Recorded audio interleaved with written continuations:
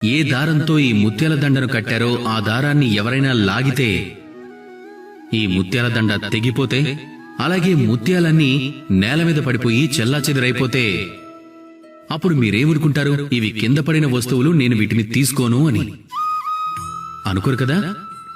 మనం వంగి ఒక్కొక్క ముత్యాన్ని ఏరుకుంటాం, మళ్ళీ వాటిని దారానికి కడతాం. ఎందుకంటే ఈ ముత్యాలు చాలా విలువైనవి. ముత్యాలు విలువైనవి అనడంలో ఎలాంటి సందేహం లేదు. కానీ వీటికంటే కూడా మన జీవితంలోని మన సంబంధాలు, మన బంధాలు ఇవి ఇంకా ఎక్కువ విలువైనవవుతాయి.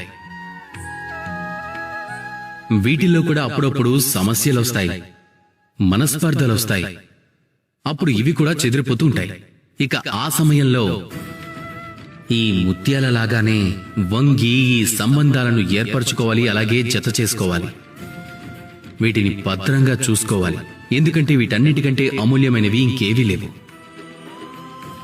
ఒకవేళ మీరు ఈ పనిని నేర్చుకున్నారు అంటే మీ జీవితంలోనే ఈ సంబంధాలు, ఈ బంధాలు మీకెప్పుడూ బలాన్ని అందిస్తూ ఉంటాయి, ఆనందాన్ని కలిగిస్తుంటాయి.